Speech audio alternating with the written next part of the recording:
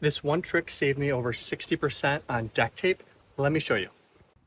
Now this is the first deck that I've built, but as you can see, I have some flashing tape on top of the rim joist and even on top of the other joists.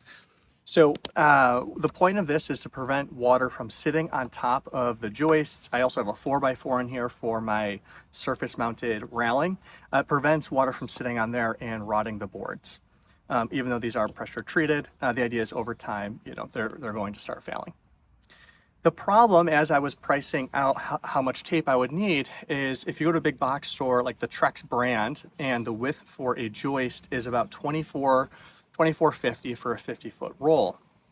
And I have 15 joists, plus I also have this much wider rim joist with the 4x4. And I realized it was going to get quite pricey just for tape. And I frankly haven't seen a lot of research that says it's significantly better to use tape, but I do notice that a lot of people doing great work on YouTube are using it, so I figured I would do the same thing. I noticed that many people would just use zip tape for a lot of their taping.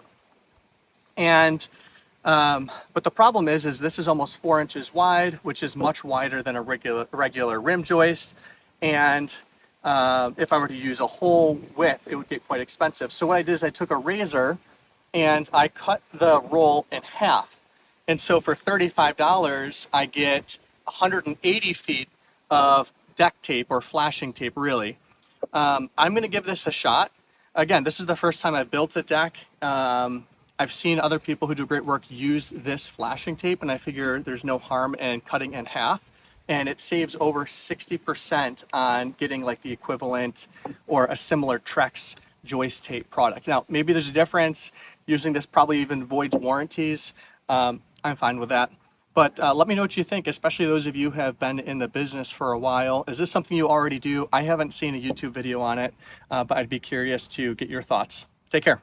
This tape is much wider than twice the width of a, in this case, a 2x10. So you don't have to cut this directly in the center, but you do want to be as accurate as possible. So again, what you're doing here is you're taking a 90-foot roll of zip tape and you're going to convert it into 180 feet of deck tape. Try to find the center with your razor blade, finding that middle. I'm just going to put it right at the bottom here, cut in, and then just start sliding away. The more accurate you are with this, the easier it is as you are taping. Just keep sliding and rolling this. You will have to keep cutting it as you are laying down the tape, but you can get probably 15 feet or so before you have to do it, and it's much easier because you'll already have a guide. Okay, that's done. Just as if you were undoing the whole roll, you'll peel this back. There you go. And now you have joist tape. And you'll apply it like usual.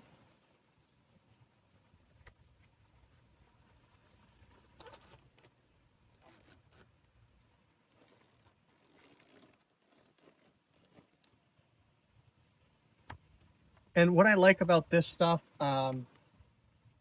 at least compared to some frog tape stuff that I've used on this project so far, is that it is much more flexible, and I feel like it does a better job of sealing the joints.